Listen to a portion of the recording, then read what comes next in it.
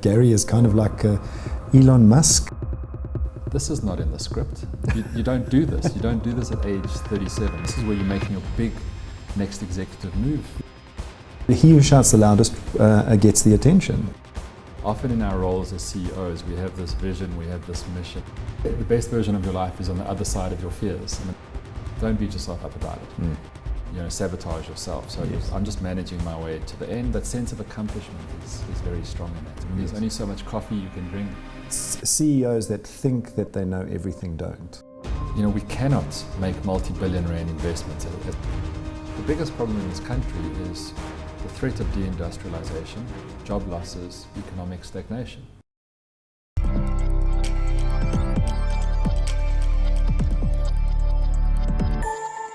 Welcome to the Autobiography, a video series that shines a spotlight on inspiring leaders, that captures their fascinating stories, their personal journeys, and the secrets to their success. Today, I'm privileged to be joined by Gary Scott, CEO of Kia South Africa and Vice President of NAAMSA, the Automotive Business Council. Gary, it is an absolute pleasure to have you here. The most gracious, humble CEO in the country of automotive, I think, and it's an absolute pleasure to have you on the Autobiography. Thank you for being here. I really appreciate it. Sure. Well, gracious and humble till about 5 seconds ago. I think the head's swelling. Thank you for that introduction. It's great to be here. Good. So, getting right into it, tell us a little bit about your hobbies. What do you like doing on your off time? And, believe it or not, CEOs have off time. You have to. So what do you do in that time? Look, I think if you don't have off time, you're going to have permanent off time. So for me, the constant is running.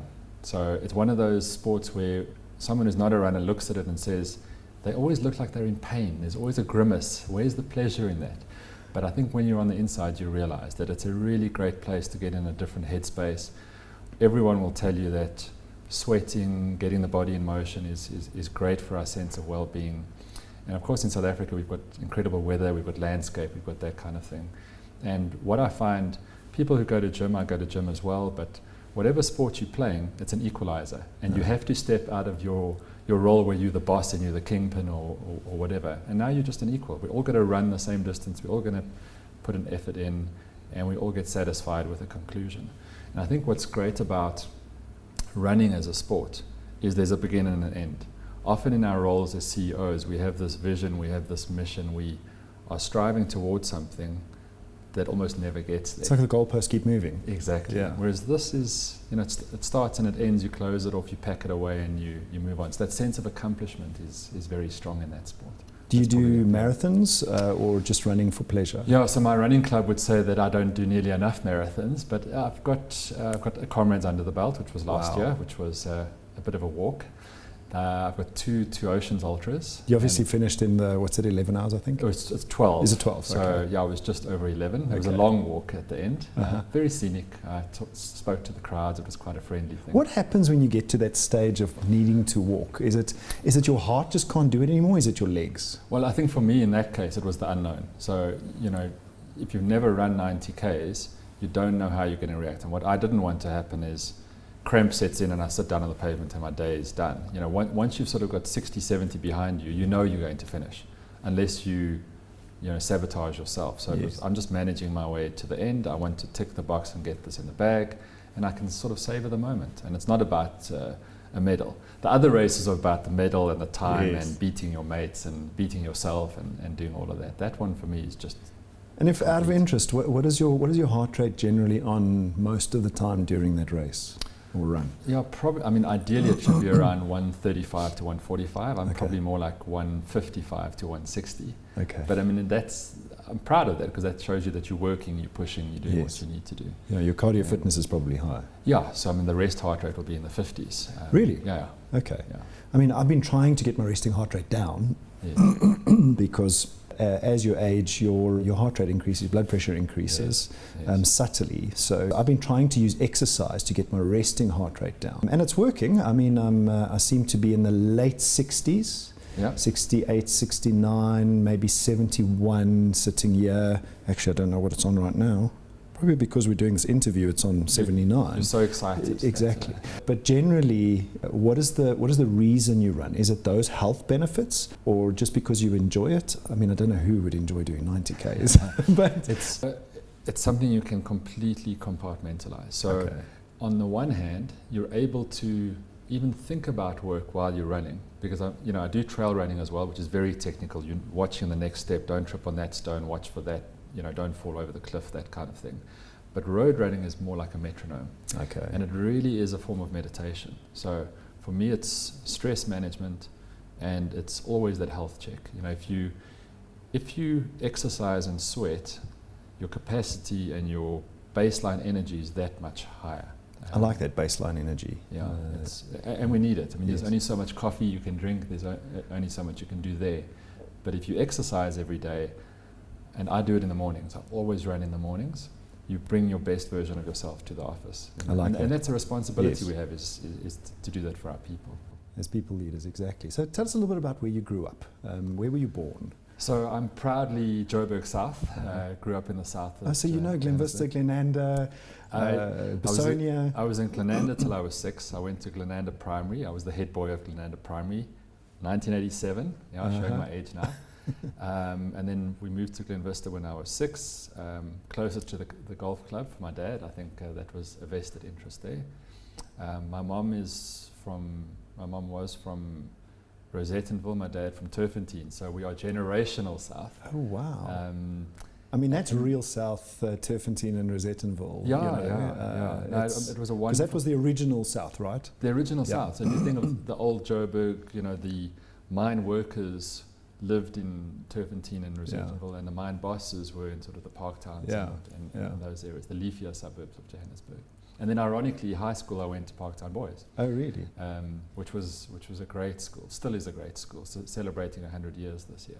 Wow. So, And growing up your entire teenage years in the south of Joburg, or did you end up moving? Living. But I think it was one of those strange things where your primary school mates were at different schools. They were at Mondial or Glen Vista, and you kind of drifted apart. So the teenage years were really, most of my friends were living in the northern suburbs or in Randburg, those kinds of areas.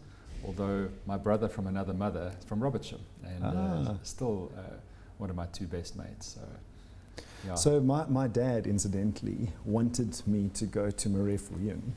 Okay.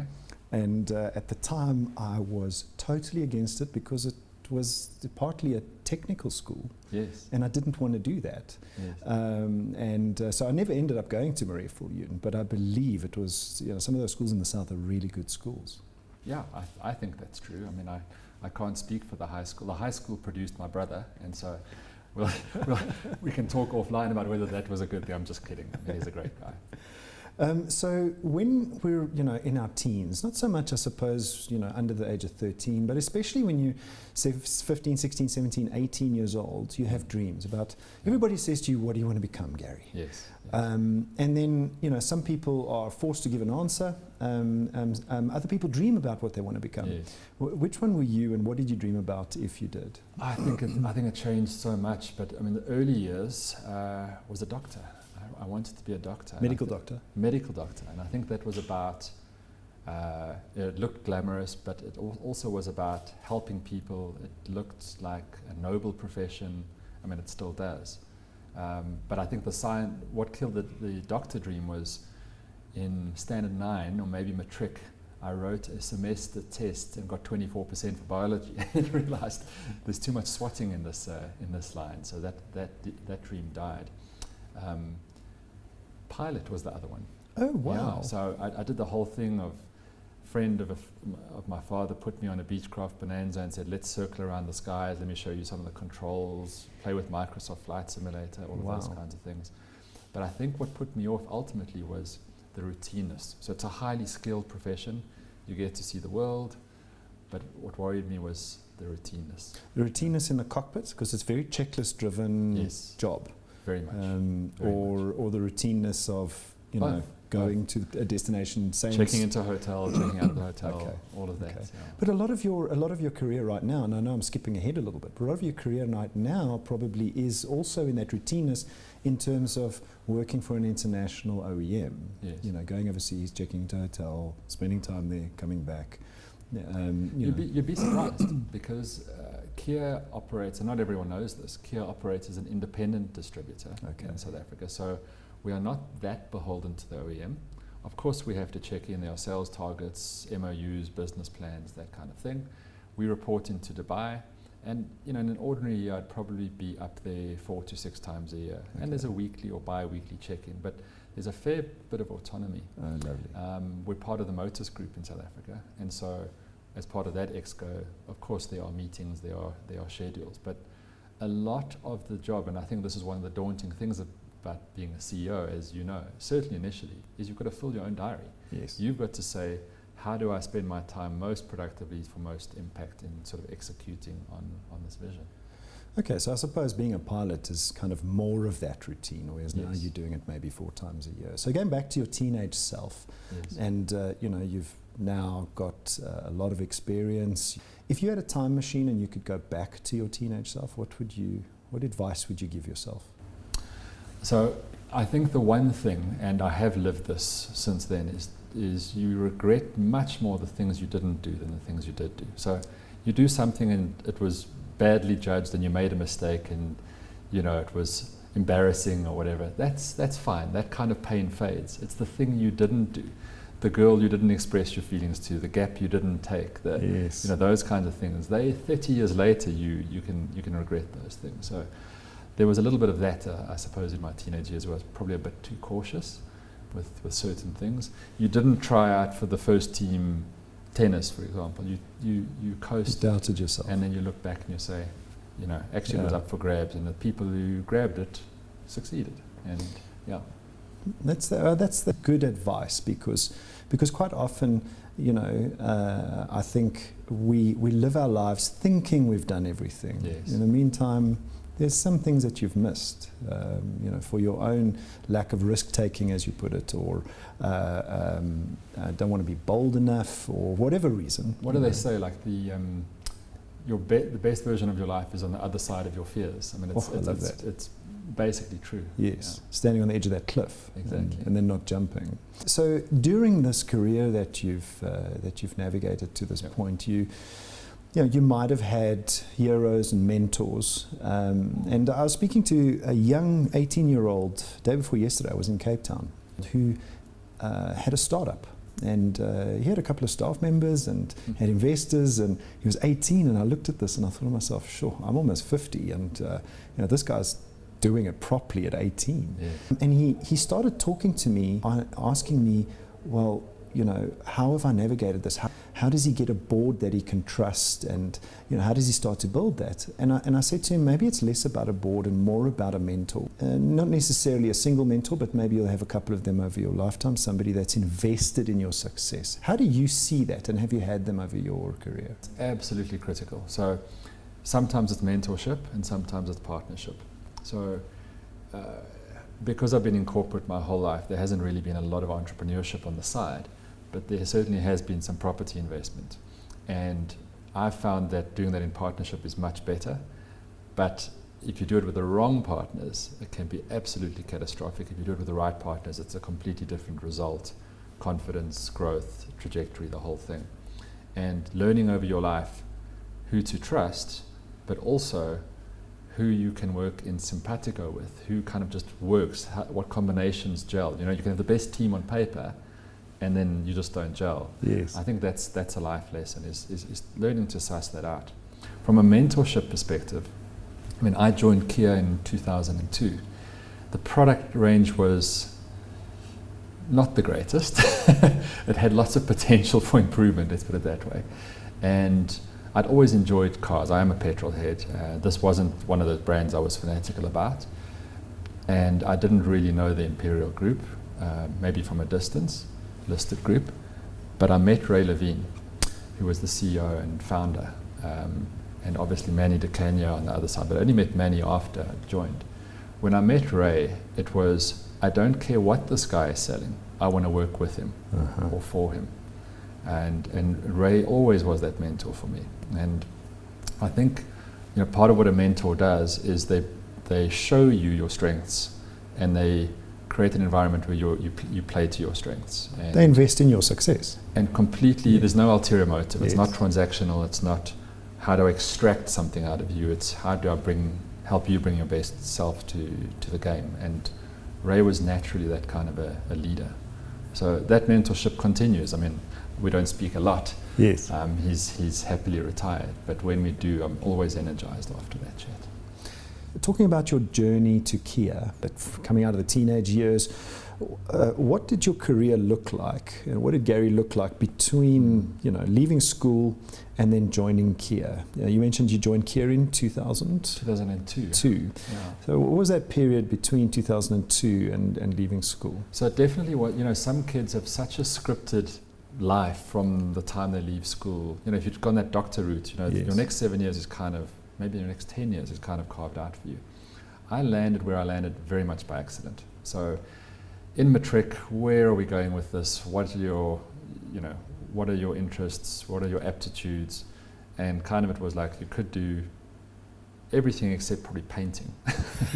That's a little bit too artistic, but I mean, I loved writing, so I was good at English, I was good at maths, computers, and was interested in business, and of course liked cars, but that was so far in the distance, didn't see a job there. Fell into a BCom, like so many people do, fell into BCom with 700 other kids at RAU, which is now UJ, and studying in Afrikaans. And the link there was my other best friend.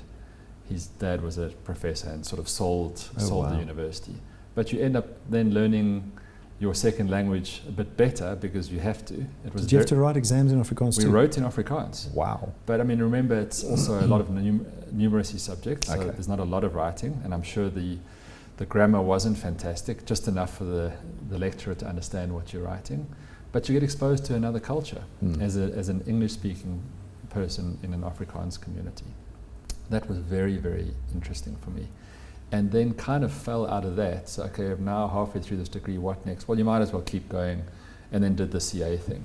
And did a very scenic route. So, I mean, I would say to anybody who sets out to do a 4-year degree and let's do, whether it's law or engineering or accounts, if your route ends up taking you 8 years or 9 years instead of 6 or 7 years, don't beat yourself up about it. You will have other life experiences that the other people on the more conventional track didn't. I had a 4-year degree, and I had a 2-year honours. So I did 4 years over 6 years, but I got to travel to Europe for a month. Oh, wow. I got to work while I studied.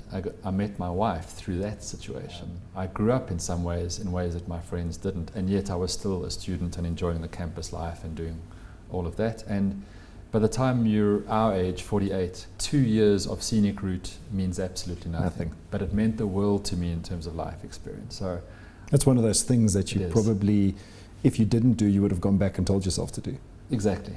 Exactly right. Or you'd hanker for it for the rest of time, and nobody wants those regrets. So then fell from that into Deloitte Woodmead, Deloitte Johannesburg. Unbelievable professional learning environment, made lifetime friends, lots of youthful energy. You're all professional, ambitious, young. There's an energy that comes out of that. You're learning new businesses because you're at a different client every week. And stayed a year and a half after that, but I think realized that auditing wasn't a passion. And for many people it is, and for some friends it continues to be, so I'm not going to disparage that. But I think the grounding was unbelievable. And what happened at the end of that, they've got a secondment thing where you can go for 3 months overseas. I went in 2001, before 9/11, I went to New York. Oh, wow. And I spent my time between New York and Washington, D.C. So I had 3 months of work experience in a different culture, in the financial capital of the world.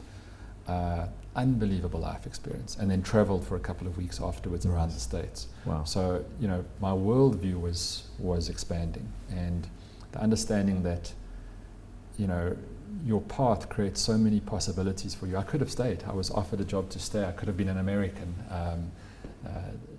as a consultant in the Deloitte. 6 months later, after 9/11, they had to retrench a whole lot of people, and I wasn't there to be retrenched. So life is a funny way of playing towards a fate. And when I came back, even though during my articles I'd done some motor, and I'm talking dealership, motor retail clients, I never thought, oh, here's where I'd like to work one day. I liked the fact that they sold cars and I could sample the product and as a petrol head, but that never came to bear. Again, almost like the Ray Levine thing, people are so important to me. I followed a colleague who I'd respected who said, I've joined this group, come for an interview. And I thought, I need to move on to the next chapter. And then the Kia opportunity sort of came about. And that was in about 2002? That was 2002, and that was a financial manager position. So obviously your life experience at Yes. this stage is, I'm a CA and I've got articles and a little bit beyond articles. Yes. You're going to move into operations typically as in a finance role. And that's what happened. I mean, I can't believe how similar our paths are. I just found that doing articles was like the army. I didn't go to the army, but I think I did my army stint in doing articles because it's something you at times love, but at times loathe. Yeah. Earning almost nothing. That's true. Being somebody skivvy. But then when you come out of it, you look back and you think to yourself, oh, geez, I got so much experience there. I made so many friends there. And really that's where you learned to be structured, methodical, think about things, problem solve properly, forget all the accountancy. I got so much else out of it. And it's also very humbling because you taught through this marketing machine that the CA is almost godlike, right? Yes. Now you arrive in articles and you're dealing with the creditors clerk who's going to tell you how you do that job. It doesn't matter what you think you've got. They're going to show you how life works on the ground. Exactly. And right through the organizations that you're auditing, you're going to get humbled about the real world. I think that was part of that schooling for sure. So now you get invited for an interview at Kia. Yeah. You're in the finance field at Kia. How did your career progress from there? How did you see it? Did you see it as a forever job as finance manager, or did you start to have this ambition? You're almost spot on. So I probably had an initial vision of audit partner, right? I'm staying on post articles. Why would I do that unless I want to be a partner? And then it was, okay, well, if I'm going to leave, then wherever I go, financial director, that's my end game. And within 18 months, I was financial director of Kia. And then suddenly you say, well, I'm 27. Do I have a new end game, or is it this repeated 35 times over? Yes. And you do shift, I think, quite quickly. And I think what I learned in this business that I'm in motors, what was AMH Imperial then, is that you can create your own opportunity. It's a fantastic organization to work for in that sense. And there's a real culture of taking finance people and guiding them into operations. Even in your finance role, you're very operational. Yes. And so you get a taste of it and you get to love it. And you can see that you can add value. And then to move sideways and sort of color in your level of experience operationally is quite easy. It's not a daunting step. It's quite a well-supported step. So how did the finance side of your life benefit post finance, so into your CEO role? How do you find that benefits you? It benefits me today still. So I mean, you would have spoken to other CEOs who perhaps came out of sales and marketing or came out of engineering background, and those skills, even just the way of thinking, it's training about how to think, isn't it? More. So if you ask me to recite, what did we call them, AC statements or I remember the those. current IFRS statements, I'd probably be a horrible CA in that respect. I was never about the rote learning side of it, but business principles and numeracy and analytical skills.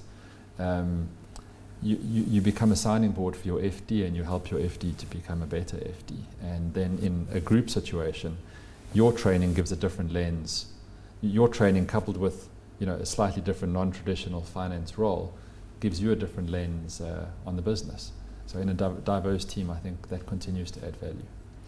So then from this finance director role, what was the path now to CEO? How did that start to happen? That next step was very much an opportunity that was grabbed. So I was seconded onto a an ERP project to say, let's go and find some systems. We're in 2002, this business needs to progress, it's growing well, not just Kia, but the whole AMH importer division. We're using green screen systems, we're not interfaced, everything's manual capture. It feels a little bit archaic, and it's going to limit our growth at some point. And my thinking was, I want to be part of this team because I don't want to work in a business in 10 years that's so old-fashioned in that respect. And when that team had done its work, there was now a role to deliver this system. I'm not an IT person. I'm not, I'm not in love with systems for the sake of systems. But I saw a leadership opportunity that no one else was going to take, and so I put my hand up and I said, I'm prepared to give up what's a more glamorous sounding role, financial director for Kia. Everyone knows Kia around the Braai, to become the AMH project executive on our new ERP system, which nobody around the Braai knows about, and say, did you get fired, or what's going on? Because I had a longer term view, and I thought I can add value, and it's going to be good for me as well. It's going to give me some autonomy. It's going to be, it's green fields. I can be creative with it. I can collaborate with people in the wider group, in the Hyundai business, in the Renault business, and so on. There's just so much people engagement opportunity in this thing that I want to go for it. Ray wasn't happy with me, as you can imagine, but I think he saw the long-term thing, and that, my view was always, I will come back to Kia. I'd like to come back to Kia at the end of this. So work on the business and then come back to working in the business. And that went on for 5 years. Wow. But again, it was massive travel. So that worldview expanded. We were off to Germany. We looked at SAP and other systems. We went as far as New Zealand. We were in the UK, we were in Ireland. We traveled the world. We met some amazing people and we saw some amazing systems. And then I had to do the hard work of actually implementing this. Okay. And, a lot of commercial negotiation, rowing your own boat. It almost felt like a CEO, but of a cost center, not a profit center. Okay. So it was great grounding. And after that, and I think this aspect of my sort of life journey is something I would like to share with the world, and it's not very traditional. At the end of that, and it's something you and I were talking about off camera at the start, you've got to recognize your own sustainability. Running is that for me on a day-to-day basis. Someone else will have a different outlet. But at the end of that 5-year project, I needed to close off that chapter. I needed to reward myself. I needed to reconnect with my family. And Switch off. We took a sabbatical. Wow. 4 months. 4 months. 3 months in Europe, Spain, Italy, France, and 1 month traveling South Africa and falling back in love with the country of our birth. Oh, wow. And it's probably the 4 most amazing months of my life. Yes. And people said, this is not in the script. You don't do this. You don't do this at age 37. This is where you're making your big next executive move. Yes. And what are you coming back to? At least I was coming back to a job, so there would be something. But, because the trust in, the leaders, Manny DeCania and Ray Levine, was that strong, and Harvey Adler, I knew I had a sense of worth, and I knew that my career would be looked after. Did you have to have this conversation, and how hard was it? Again, those negotiation skills I referenced earlier, I had to bring those to bear. So I arrived back from a Cape holiday in January and said, guys, can we sit down for a second? I'll finish this thing in September, but then I want to disappear. And at that stage we were talking 6 months. The economics of 6 months didn't really work out, but it would have been too long anyway. And they absolutely bought into it. And I think obviously there's a trust, but there's an understanding of how you energize people. And for me, a balloon check or a success check or any kind of award, none of those was going to be as powerful as I need to reconnect with myself and my family. Yes. And if I chase that, if that's the light at the end of this short tunnel, my energy is going to be massive, my focus will be incredible, and the team is going to benefit. They saw that. So it wasn't as hard a sell as you might think. Well, it just shows that money is not always the thing that Yes. is the carrot at the end of that journey. I think we're learning that more and more with the younger generations as well. It's more pronounced than it is for us. So true. So let's kind of now come back from your sabbatical, and you're on this path to CEO of Kia. I think what that business had done very well is in the early years, in the Genesis years, the 98 to 2002, has recruited a whole lot of young talent. So there were some seasoned veterans, names that I've mentioned already, Bill Lynch at the top of the Imperial Empire, and they'd hired a whole lot of 20-somethings who were going to work hard, who were ambitious, who had drive, all of those things. And Ray had done the same thing in his business. And so I never saw his job as a target. I never even saw it as a possibility. I just wanted to continue to grow, and I saw the opportunity to continue to grow in this business. So when I landed, and I've now worked on the business, I've had my sabbatical, where do I work next in the business? It was back at Kia. And the first thing that Ray said was parts. So I thought, well, FD was mildly glamorous. Project executive was, decidedly unglamorous. Parts, I mean, that's that dark Who knows about that? corner over there. No one ever talks about parts. We just see the numbers coming through. And, being the salesman that he was and being the trusted mentor that he was, we took a drive through, we met with the team, and I saw where I could add value and how it could add value to me as well. And that's where I landed. And I think, there was this rhythm, this sort of 3 to 5 year rhythm developing, and so I set myself for 5 years. But 2 years and 9 months later, we had a shuffling of the deck, and Ray said, your next step is sales director. And now that's glamorous. And I'd said, this extrovert kind of person that has to interface with customers. Well, exactly. And that project exec role, you would say, from a business perspective, was very inward.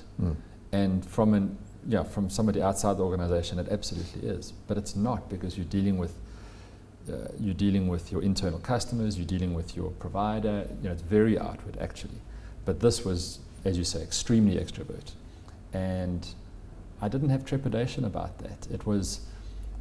I was much more annoyed that you've interrupted the mission I'm on at Parts. I've built this vision of where we're going with Parts, and now you're going to interrupt this.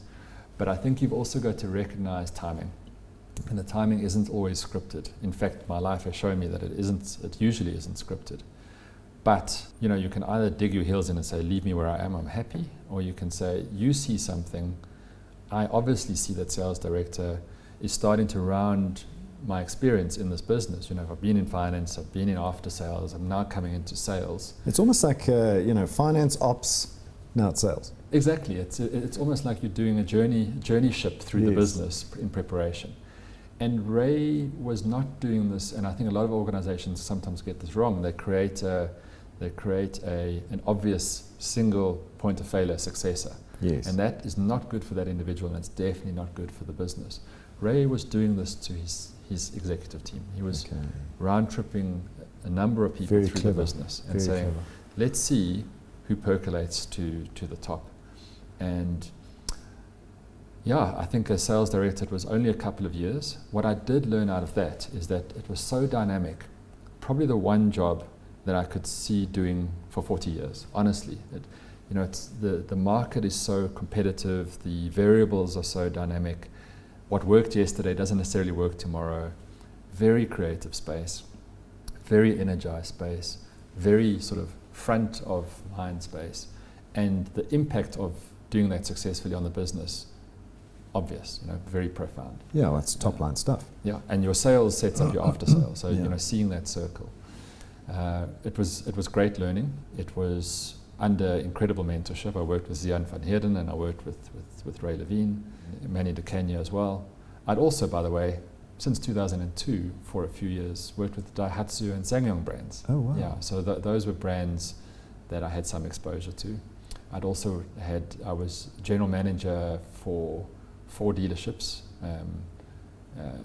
under the Kia stable, part-time. It was, you're coping with your day job, let's add a couple more until you sink. I think what we're finding here is that, Gary is kind of like Elon Musk with lots of kind of responsibilities while you're busy with your main responsibility. I like that variety. I like lots of moving parts.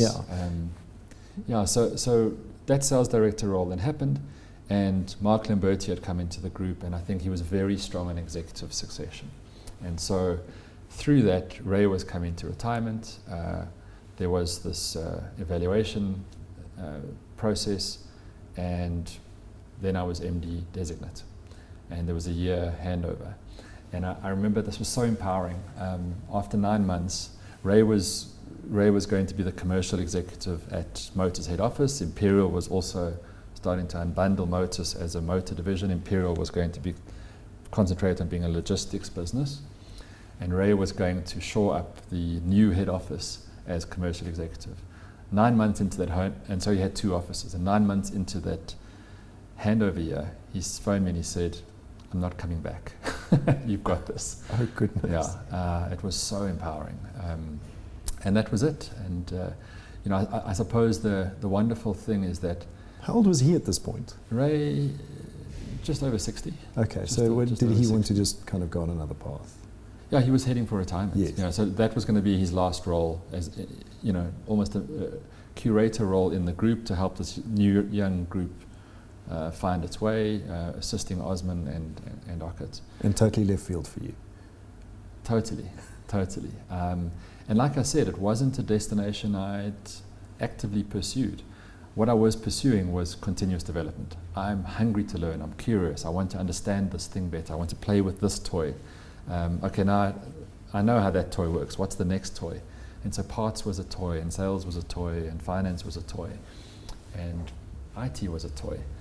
And so it's always, you need to be amused. You need to be engaged. And if you do, if you can create that for yourself, the energy is natural. It just happens. And I think it also lights the way for other people to see that. You've given me a different spin on something that one of my friends says quite often. He's saying I couldn't claim it, but never sell your toys, because he who dies with the most toys wins. You've given me a very different perspective on the toys now. Right. So now you kind of like almost thrust into this role of MD. Yes. How did you initially find your feet? Like, what was going through your head at that point? As now you've got to be a leader of the business, and you said something right in the beginning, which was you've got to create your own diary. So that is initially the most daunting thing. I think that handover year helped, but suddenly you're not being pushed and pulled in directions. You have to push and pull others, and running a functional area does give you some level of that. But at the top, when you don't have a day-to-day boss, of course, everyone has a boss. Even the boss has a boss. Yes. The shareholders, they have non-executives, they have all of that. And we all have a boss at home. But it was not to rush it. So it was give yourself permission to settle in. Give yourself permission to let the vision you thought you had from a different perspective, let that crystallize and understand what role you need to play here. I was never in love with the role being a maintenance role, or it's always going to be about how do I bring people with me, how do I build a team, how do I create meaning for them, how do we bring their best thing forward. It was never about I'm the Elon Musk, I'm the visionary, and thou shalt obey. I think that for us ordinary people, that creates way too much pressure, and we will fail. Yes. For us ordinary people, this is more about the collective. Surround yourself with good people, give them the space to be creative, have real discussions around where this thing could go, understand what your mission is as a team, and then your role is to lead that team to that conclusion. And I would say that my big early learning was the mission is actually clear, but the timing is not right. It's not right. So the first thing is take the business as is, health check all the areas, settle the team through the transition. Remember, I was replacing a founder CEO who'd been there for 18 years. His authority, his credibility was unquestioned. He was the founder. Yes. And for most of the team, I wasn't a stranger, but I'm now in a new role. So they're watching. Is this culture going to shift? Will it become toxic? How will you cope? How will this affect us? Are we part of your future? All of that anxiety, even if you're part of the team, is there. And so to me, it was about starting softly and then starting to build a story and being that storyteller. I think CEOs have to be storytellers. Guys, this is my story. Do you like it? Will you come with me? If they won't come with you, then maybe some of them need to move on. Yes. If they will come, if they don't want to come with you, maybe they can reshape the story with you, because maybe there's an element of the story that needs tweaking. Yes. You've got to be humble with that. And I think we did co-create. So there was the headlines I'd written in my head, the detail the team wrote together. They coloured it in. They certainly coloured it in. And then it was about timing. And what we wanted to do was to say the best way for Kia to exploit its potential in the world is to vertically integrate, is to own its dealerships, or the bulk of its dealerships. The way we go to market must be curated under our leadership. We're not retail specialists, but we will build that team, and we have built that team. And then, on the one side, your vision has the best chance of realizing, but also if it fails, you've got nowhere to hide. True. Your vision was wrong or your execution was poor. So you've got to be, it's one of our 5 values, you've got to be brave. You've got to, brave. And that bravery, I think, was tempered with some caution up front, is to say, let's just find our feet, let's understand. I suppose as a leader, you've got to be open, I guess, and it sounds to me like this is kind of part of your own internal philosophy, is you've got to be open to be wrong and called out by your team. Yeah. You know, even if CEOs that think that they know everything don't. And it sounds to me like you painted the lines of the picture, the team coloured it in, and then you all went there together. Somebody taught me a technique a long time ago, which is, when you have a meeting, put the people in the room who are necessary to get to the conclusion. So don't make it a social group. Cook spoil the broth type thing. Exactly. But then engage the quietest person first. If you start with the loudest person, or the person who tends to be more domineering, the second loudest now is under pressure from what's already been put into the room. And then the third, so you get a diminishing return all the way through. You'll always find, if you go that way, that the 4th, 5th, 6th and 7th person have almost nothing to say. You go the other way, you never lose what that loudest person is going to say. They're going to say it anyway. The softest person now is speaking into a vacuum. Yeah. And they're feeling valued. Now I understand why I'm in the room. And you acknowledge their contribution, you empower the next person, and up and up. It's such a simple step. And I see it not happen more often. It's true.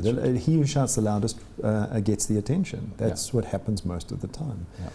Us as leaders need to control that meeting in that way, because that's our job. Not control in a negative way, but more control the cadence and who gets to voice their opinion, so that you get value out of everybody. Absolutely. Even the loudest guy. Yes. The team must feel invested. Yes. Yeah.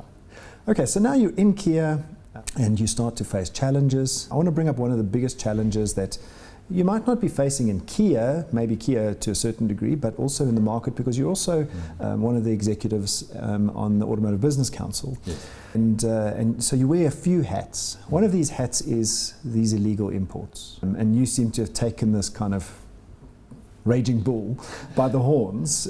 Tell us a little bit about what illegal imports are. How do they exist, and how do they come about, and have we missed something in our legislation, in our regulation? What's wrong with the system? How was it broken? Okay. So illegal imports, firstly, imports of second-hand cars, and we are talking second-hand and sometimes nearly new cars, it's a policy decision. So in many countries, and certainly in many countries in Africa, the policy decision, the regulation says import of second-hand cars is legal. And that's often solving for affordability. In other countries, it's not legal, but it's not enforced. So de facto, it just happens. It's just natural.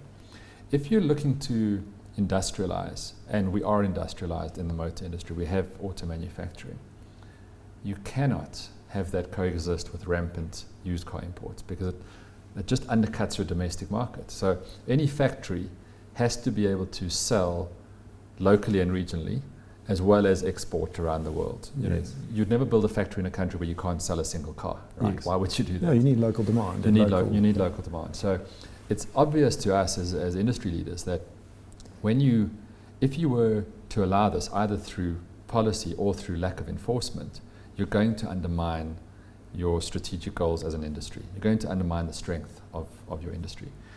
Our view is, so in South Africa, it is illegal. The import and consumption of second-hand cars, which obviously have to be right-hand drive, and therefore largely are from Japan and other right-hand drive countries,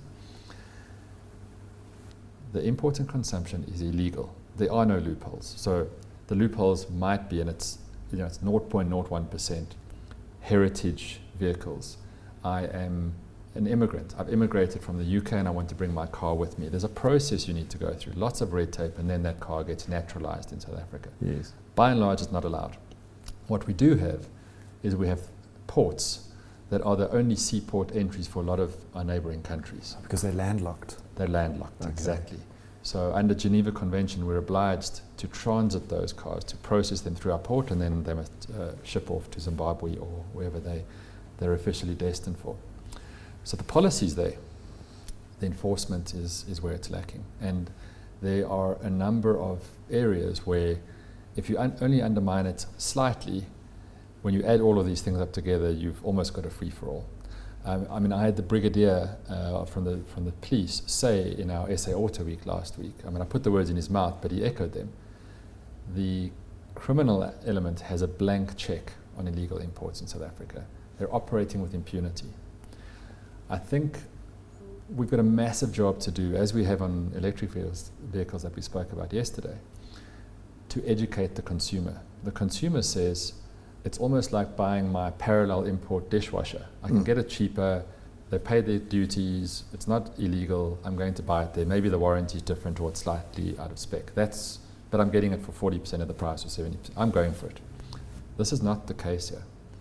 If these cars are being used in South Africa, they didn't pay duties.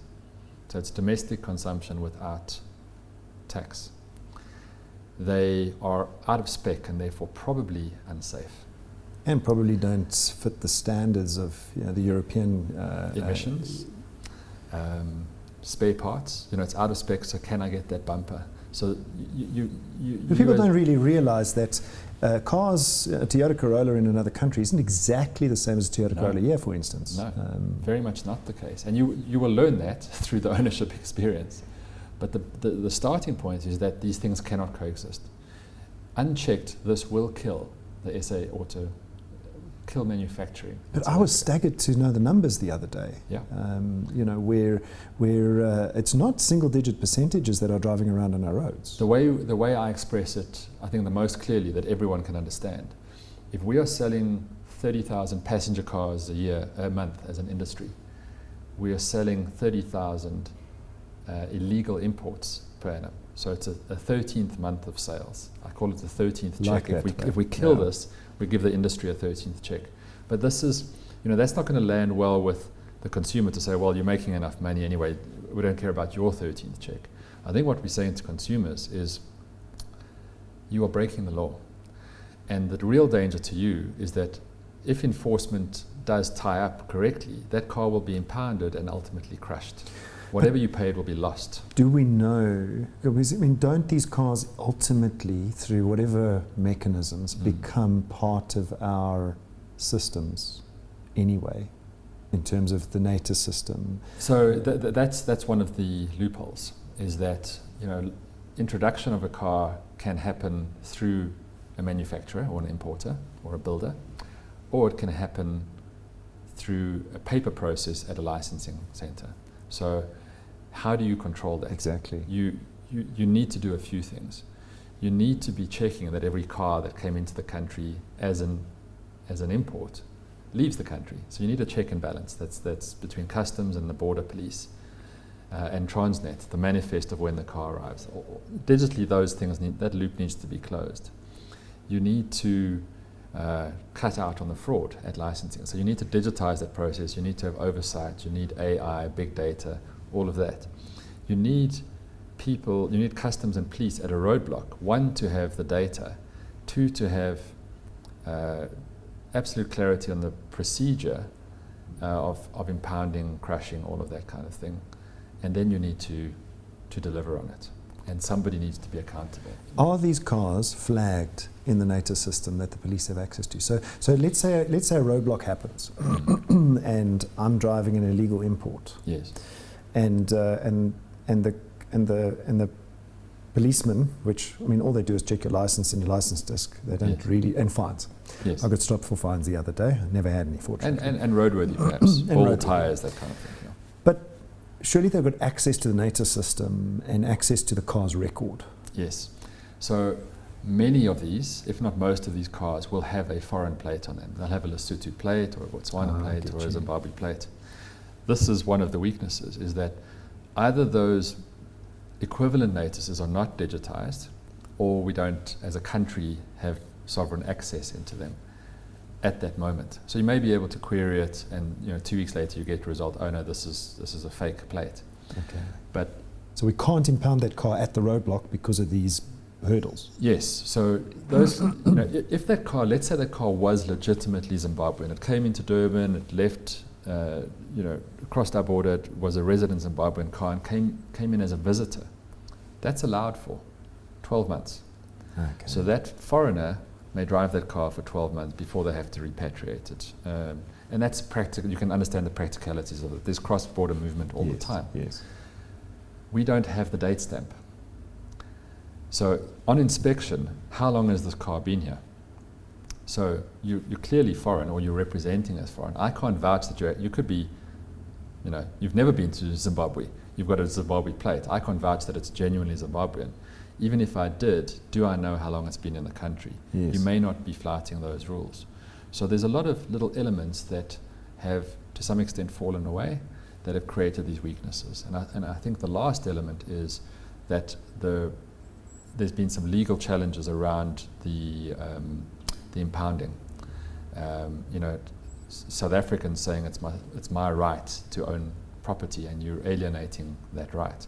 Probably misguided, but have we done enough through the various government departments to either say we need to challenge that in court, or we need to rewrite the legislation? I think both of those things are lagging.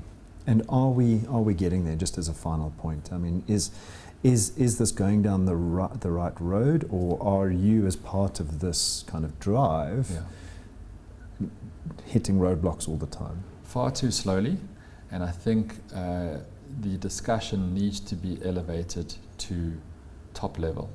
So this is cabinet level. This, the police said to me, this should be seen as a priority crime. This should be seen in the same light as money laundering, and I believe there is a money laundering economic aspect crimes to it. it's an economic crime, that's what it is. Absolutely, Yeah. It's organized crime Yes. as well. It's not disorganized, it's very organized. So there's a lot of work to be done, and there's no silver bullet, there's no single player, there's no single one of those interventions that will arrest it, but it needs to be stopped in its tracks. And even if the cars that are currently with us live out their natural lives, at least we've stopped it growing and stopped it displacing what should be happening in our market naturally. So let's talk a little bit about the Kia Rio Club. Yes. Because before we sat down here, you said to me there's a Kia Rio Club. I'm not going to claim to have known that, but the Kia Rio is not going to be available anymore. Yes. What is the reason for that when it's so popular? You're absolutely right. It's probably our most naturally popular model. In other words, the cars that we get, we virtually don't have to do any marketing. They sell themselves. It's a run rate. The dealers bank them every month. My daughter, who's getting a learner's license in June, she wants a Kia Rio. That's the car that she wants. So it's still a very, very popular car. The Rio Owners Club exists because of that passion. It's not something that we curated as an OEM. Owners got together, they organized themselves, and they have charity drives and weekend getaways and long drives. What is it about the car? It's just it's one of those things that the community's just fallen in love with. I think the previous generation was one of the first small cars to have those big alloys. Remember the Rio Tech with the 17-inch alloys. It's hard to fall in love with something that's ugly, right? So I think Rio has always, certainly in the last 2-3 generations, been a pretty car. People see it as a mini BMW. It's affordable. It's incredibly well built. It's good looking. It never breaks down. Economical to repair. There's many reasons why you would fall in love with it. Rio has become a phenomenon in and of itself. So it was certainly not a decision as Kia South Africa that demand is flagging, and so let's discontinue this. What we do have is we do have in our range, we don't have any gaps, price gaps in our range. So you've got Picanto, you've got Pegasus, you've got Rio, Sonnet, and then the range carries on. So even without Rio, there is a Kia at every price point, but yet Rio continues to be relevant. What really happened is that the factory line that builds Rio right-hand drive, it's also built in Mexico for left-hand drive markets, where it's more popular as a sedan actually in the US and in South America. For us, it's much more about the hatch. In fact, Pegasus has replaced the Rio sedan anywhere, so it's really Rio hatch. That line, somebody crunched some numbers, some accountant, I guess, crunched some numbers and realized that it's the opportunity cost of a model that they could be building more of required Rio to be displaced, or Rio right-hand drive to be displaced. And so we got that news, the Australians got that news, other right-hand drive markets got that news. Is there Rio in the UK? No, it's not. Rio's not in the UK. Okay. So the Rio, what we would call the Rio Cross, the Stonic, is sold in the UK, and that's off that same line. Oh, wow. That's very popular, I guess highly profitable, and so that's one of those investment decisions that were made. And I think the perspective is not that South Africa doesn't matter. The perspective is that we are a small market in world terms. Nobody of any brand is going to build a model for just our market for us. Alone. Yes. Yeah. Yes. So sorry, Kia Rio Club. But they might just gain value now, second-hand. We're already seeing that, yes. and are still popular as a new model, and we will sell them at least for the rest of this year. Wow. Yeah. So yesterday we were at NAAMSA's, the Automotive Business Council's first of, I think, 3 sessions. That's right. And this one was around the transition to electric vehicles or new energy vehicles. Yeah. Let me first ask what your takeout was there. And then my second question is going to be, we've been speaking a lot about EVs as a industry, as a petrol heads, or however you want to refer to that in the future, but and it's been going on now, probably started just before the pandemic in a meaningful way. The green paper, which hasn't been turned into a white paper, and we've been talking and talking and talking. And I must just add, yesterday for me was one of the most meaningful discussions that I've been part of. And so I got positive benefit out of those discussions. But what was your take on yesterday? And do you think it's serious and it's now turning into action, or is it just more talk? Look, I think what you heard yesterday, which wouldn't have been news to you, is that this is a burning platform. So as much as the opportunity to transition exists, and it was laid out. We have expertise on the ground. We have sunk investment. We have markets that we supply. All of that's there. And as a country, we are going through this just transition. All of that's in place. What we don't have is, and we have a framework for the auto industry. So it's not like we're starting with a blank sheet of paper. What there is a need to tweak or accommodate NEVs and the transition through the existing framework, the APDP. And you would think, because we don't have a standing start, we have a rolling start, you'd think that the policy would formulate, clarity would be created, the roadmap would become crystal clear fairly quickly. That hasn't happened.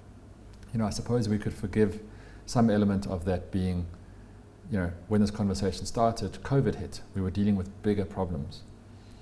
The biggest problem in this country is the threat of deindustrialization, job losses, economic stagnation. This raises that threat. Here is a palpable example of how you can turn something away from damage control to growth and a thriving industry. And I think the scary part is that as much as conversations with government are happening, and they are happening, as Andrew Kirby alluded, as Michael Mabasa alluded, we've met with Minister Godongwana, we've met with Minister Patel on numerous occasions. It's the speed of policy formulation that is most concerning. Alec Irwin, remember Alec Irwin's words yesterday, and that's unfathomable, and in my mind, indefensible. If it's that It's not that complicated. It requires clarity, and it requires government to close the loop. You know, we cannot make multi-billion rand investments as an industry without that clarity. We cannot do this by ourselves. Whatever you do, create the landscape, and business will adapt, for better or worse. But you've got to create the landscape, and that's what hasn't happened. So what I'm hearing is OEMs are ready, industry's ready, there's consumer demand. Mm-hmm. The only thing left is closing the loop by the government regulation. That seems to be the missing piece of this puzzle. Turn the green paper into the white paper. Into the white paper. Get some roadmap on the go. Yes. I suppose where the traction has come from is the industry getting behind this. That's what the last 3 or 4 years have been about. Yeah. You know, we're all singing the same from the same hymn sheet now. So let me ask you one question you may or may not have the answer to, because I certainly don't, and you'd be better placed to answer. And if you're not, you know, the government ministers are best placed to answer. And that is, it's one simple step among many, yeah. And that is, why not just lower the import tax? And we're going to talk about the Kia EV6 in a second. But why not just lower the import tax immediately from 25 to 18 on imports of EVs? Yeah. Surely the government is not making that much tax revenue on imported EVs right now, right, that they got anything to lose. So you're spot on. I think sometimes we, and maybe this is how the administration works and how government frameworks work, is that, you know, in business we make micro decisions quickly, and then we assess the impact and we move on, yes. Right? And we correct. I think what we're stuck in is that element is only an element. And so we don't even deploy the element until the whole master plan is clear. So that could be a quick win, but isn't happening because the mothership needs to come in. We almost need to launch the rocket and fix it in flight. I think that's right. And you know, right now, if you are not, you know, most of the EVs being sold are very expensive ones, yes. Right? If you were to launch a subsidy program, and I don't believe duties is the right answer, and I'll share with you in like a 1 minute why not. But if you were to launch whatever subsidy you're going to do to make those cars cheaper, do it now before there's a big park, because if you know, the unintended consequence is you devalue the park, yes. right? Yes. Imagine we made cars 50% cheaper tomorrow. What does that do to all the used cars on the road? The banks won't be happy. The consumers owning cars won't be happy. There'll be hundreds of dealers going out of business. Exactly. So I think you've got to create this roadmap, and you can't hit it with a sledgehammer either. But you've got to create stimulus. You have to create stimulus. The duties is not the answer, because the duty ecosystem is what funds manufacturing. But other taxes on the car, I mean, we know, right? 45% of the sticker price of a car is taxes. It's going straight to the fiscus. Sell more cars at a lower tax per car. Everybody wins. The fiscus wins. We create more jobs. We put people in more noble mobility. We unlock their access to the economy. All of these things, virtuous things, start to happen. And it's not like we don't have the demand. We do. Yes, and it's not a net check you have to write out. I think our modelling has shown, yes, we understand the fiscus is under pressure, debt levels are rising, we've got social problems around health and corruption and Eskom and whatever, bailing out post offices and things like that. Where do I write this next check from? We're saying it's tax neutral. So let's talk about the Kia EV6. Kindly said I could drive it for a little bit. The Kia EV6, when is it officially coming to South Africa? You've obviously been in the car. Yes. What is your assessment? Now, obviously, you're Kia biased. You would be. But if you had to kind of put that bias to one side for 1 second and kind of compare the Kia EV6 to other EVs you've been in. Yeah. And there's a reason I'm asking that question, because yesterday we also spoke about Auto Trader's studies that show that consumers are not brand loyal, as much as brand loyal in an EV as what they are with an ICE vehicle. Yes. So what does this Kia EV6 bring that could rival that kind of main brand? You know, because now you don't have this German brand uphill battle to fight with the Kia EV6, and do you feel that that's the case? So firstly, I think you're absolutely on point. That's been part of the reinvention of Kia, is to say, as we transition into EVs, we don't have to convince the BMW driver as much in the ICE world to cross the bridge. Yes. Here it's almost a new lens, a fresh lens, especially that early adopter. They're much more open to looking at something different. So the EV6 has won European Car of the Year 2022, European European Car of the Year, German Premium Car of the Year 2022, in the German's backyard, right? Wow. It's won a Car of the Year award in the US, and this year it won the World Performance Car of the Year as the top line EV6 GT. Why has it done that? I think it's the cohesiveness of it, of the offering, the styling, the comfort, the experience, the technology. You know, it's vehicle to grid. It's up to 350 kilowatts charging that it can receive. Level of autonomy. You know, obviously at a price point as well. Just the whole package. I think what it's done for EV is saying, this is compelling. So before it might be, I just want EV, or I want ultimate 0 to 100, or you know, it's an element that I'm seeking. I think this is just one of those all-round great packages. That's the opportunity for South Africa, is that brand perception shift is best expressed through product, and electric vehicles is going to, for Kia, accelerate that opportunity for us. That's exciting to hear. And you know, is the Kia EV6 still that premium segment, or is it getting closer to that kind of? So the naming convention is the clue, right? So EV6 is not EV1. The EV9 has been previewed and will launch later. That's a very big car. That would probably, you know, overseas we have a big SUV called a Telluride. The EV9 is as big as a Telluride, if not bigger. The EV5 has been previewed, and that's sort of a Sportage-sized full electric car. So there will almost certainly be EV4, 3, 2, 1. Wow. And then, you know, everything in between. So EV6 positions towards the top end. You know, when we were speaking about quintiles within the price bands, it's quintile 4 or 5, unashamedly. Yes. So it's certainly north of R1 million.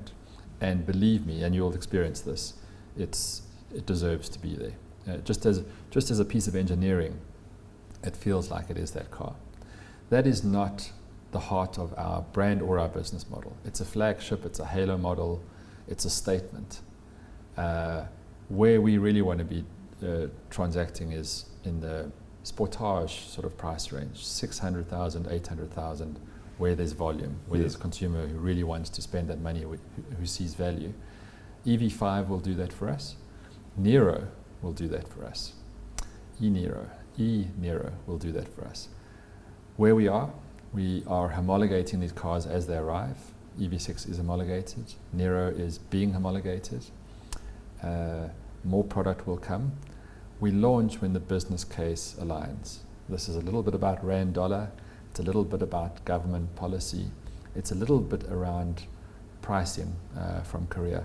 You can imagine, and I can confirm, because EV6 has been such a smash, you know, as much as we've come out of the semiconductor crisis, the EVs are, there's more demand than supply. Yes. And so any rational business or brand is going to look to the markets where it has to have EVs, where it has to win, and that's Europe, the domestic Korean market, certain states in the US.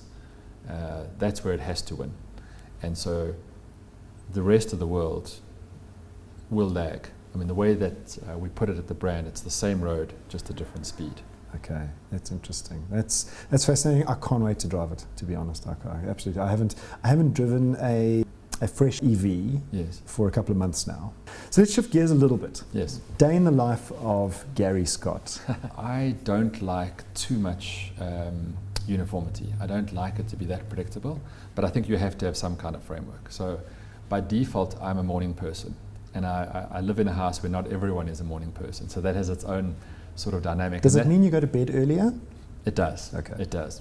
But I'm also a YouTube fiend, so, and I love music. So going to bed early doesn't necessarily mean sleeping early. But I believe in quality of sleep, and I think exercise helps, because if your body is relaxed from exercise and tired and needs to rejuvenate, quality of sleep comes with that. But because I'm the morning person, I'm out on the road early. So 5 o'clock, 5:30, I'm going for a run 4 days a week. Yeah. And if I'm not running, what I've taken up in the last 6 months is something like yoga, sort of a stretching routine, a breathing routine, a mindfulness routine, which is great, and also as we get older helps prevent injuries. And then it's then it's breakfast as the sun's rising, check in with the kids. I may be dropping off kids at school, usually not, maybe one of the kids, not all of the kids, but checking in around the breakfast table, how's everyone doing, preparing for the day. Almost certainly, the kids are slow to get out of bed, but I've probably cleared 4 or 5 emails before I even do you do that on your mobile device, or do you do it on a desktop device? Both. On both, okay. Both, yeah, but that time of morning probably on the mobile device. Okay. And setting other people up for their days as well. And remembering that we're part of a global organization, at least as a brand. Not a big time difference to Dubai, but there's always something to be acting on. So South Africa works through Dubai? Works through a regional office in Dubai. Not directly to Korea? No, okay. No, thankfully. Otherwise it would be a 24-hour job. Yeah, and then it's off to the office. So it's not off to the office or a dealership or to our group head office, typically. Those would be my typical destinations. Our dealer business runs, as I said earlier, there's a vertically integrated business. The rest of our network, about 40 dealers, are independent. Dealing with independent franchisees is wonderful. They're entrepreneurs, they have a lens on their community, they have ideas of their own. We co-create, so it's quite a good energy space. And very different to the importer side of the business. So I get to play with both of those, wear both hats. That can be quite dynamic. But generally, probably 3.5 days out of a 5-day week, my office day starts in the office. And it doesn't start at 8 o'clock. I've already probably got an hour and a half's work done by the time I get in, but I'm getting in 8:30 to 9. I'm avoiding traffic. I'm letting people's days in the office start. They can breathe before I come in. And I'd like to come in high energy and just greet everyone on the way in, charge off to my office, and the day starts. I think we can be led by our diaries. We can be led by email. There's a lot of noise on email. We've got to kind of sit back. I like to do that over my first cup of coffee. What do I want to achieve today? What are the top 5 priorities? So you've got quite a loosely structured kind of. You sit down. And you map out, you write it down. I find writing I've gravitated towards the iPad, so it's now digital writing. Okay. But the stroke, the kinetics of just moving your hand and the brain, I think it works. The PA is never far away. She's batting stuff in and out of the diary. She would have arranged this session today, for example. And then it's open door. So if I close the door, I'm in a mindful space. I'm thinking about something deep, complex, long-term. And the team respect that. And the team, it's like a body language thing. They understand what that means. Okay. But by default, 70% of the day, the door is open. Communication gravitates towards me, or we catch it in the passage, or we catch it on a dealer visit. It's fairly organic in that sense. You're getting a lot of feedback, and you're just assessing the whole time. There's always fires to be put out. You can only have so much structure. The fires can be fun. You don't want to be dealing with 50 fires a day.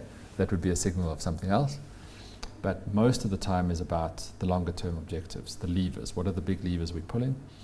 And so probably from a people interaction perspective, we have a flat structure. We're not a massive organization at importer level. I can be dealing with the head of distribution. I can be dealing with the tea lady. But mostly it's with my exco. So we have specific one-on-one time, but then we have very natural corridor meetings, 5-minute check-ins, open door, drift in. I do the same. I wander around the office and I drift in, check in, how's your day going?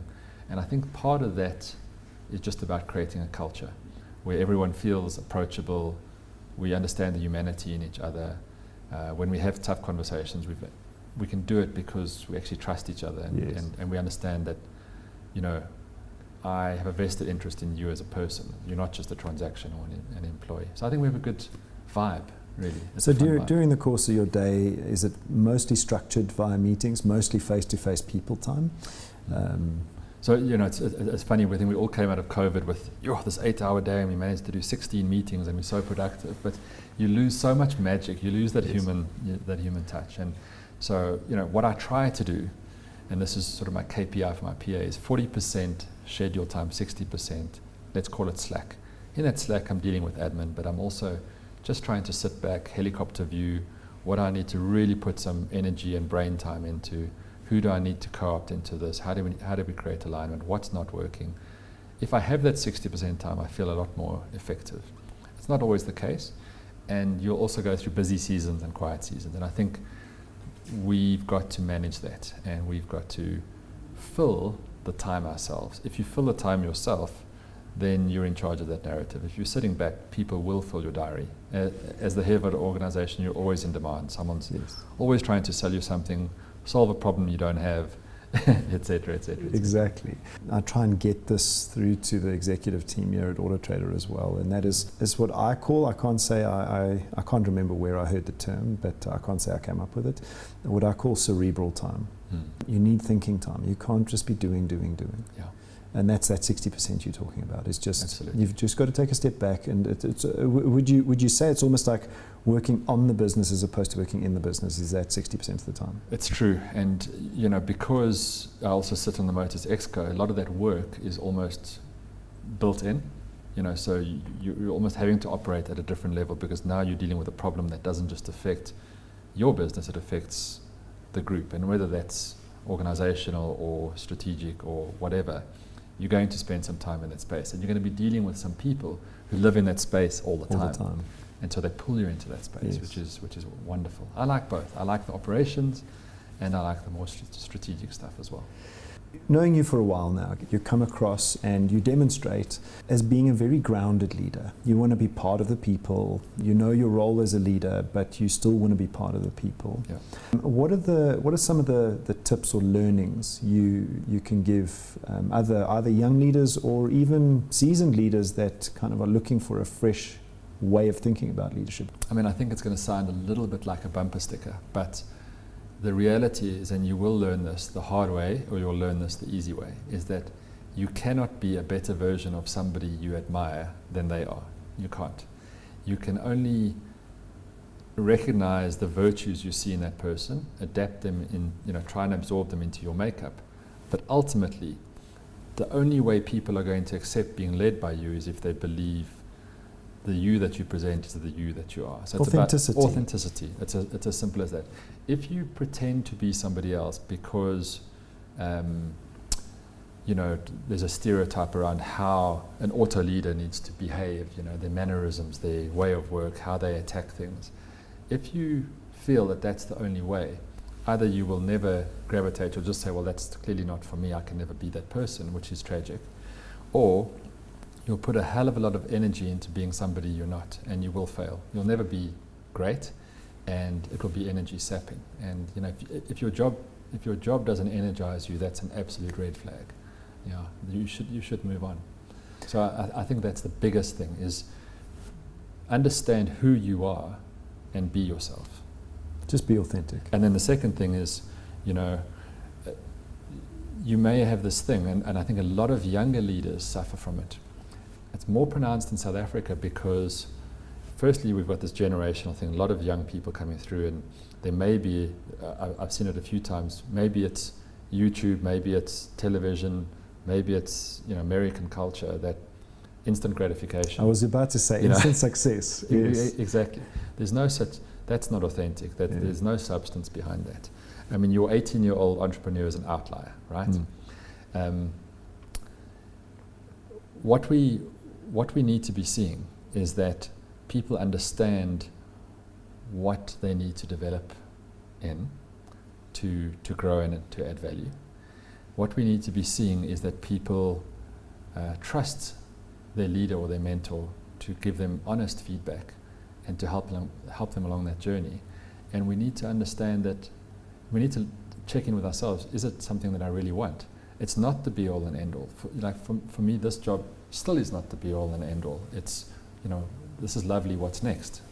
And sideways, down, forwards, upwards, it's not about that. It's about feeling at home. It's that inclusivity. It's I can see who I am. You said it earlier on. The constant need for growth. Yes. That's what really seems to fuel you, is that constant need for growth. And that's what I was going to say. Is in the old days, perhaps it was, I've arrived, and I've seen this with some of our younger leaders. You arrive. You're now the dealer principal. You are king of the castle. As soon as you have that mindset, you have lost. You're in trouble, yeah. You're in deep trouble, because you have to continuously improve. You have to be learning all the time. You will just become redundant over time if you're not learning. So you've always got to say, somebody knows more than me. I've got lots to learn. It's a responsibility as a leader to continue learning. How do you continue to teach if you don't continue to learn? You can't. You can't, exactly. It's been a fascinating chat, so I'm going to ask you one last question, and that is, you read a little bit. A little bit. You're a serial YouTuber, which kind of resonates with me because I'm also a serial YouTuber. I don't really use Google as much as I use YouTube to find answers to things. I do both. Yeah, I suppose everybody does a bit of both, but YouTube is my default because the video seems to describe things a lot better. But then you also battle to find things. I don't know if you find that. But what are you reading at the moment, or what can you recommend young leaders read? So reading is a spoil for me. Reading is something that I immerse myself on when I'm on holiday. But I'll tell you, and I'll probably just tell you what my favorite books are. Okay, so some people really love autobiographies or non-fiction. Some people only read fiction. I like both. So there's a book called Humanity, which is by far the best book I've ever read. And it's around, it's about civilization and an understanding of mankind from biological sort of evolutionary process through culture and religion to technology, the whole way through the gambit, and the insights into us as a species, as a weird and wonderful species, is just really unbelievable. That's on the non-fiction side. On the business side, I think you can read 100 business books, and you may take one sentence out of each. To me, the best business book is the next one you read. Okay. All the Malcolm Gladwells and the 10-minute MBAs and the How to Influence People, you should read all of them. Keep reading. You should always have a business book by your bedside and read a chapter at a time. Maybe just look to take one thing out of it, and that's it. Exactly, but keep questioning yourself. And if you're not reading, you're not questioning yourself. Your internal dialogue is not fit for purpose. It's not enough. You need to continue reading. On the fiction side, favorite books, Great Gatsby.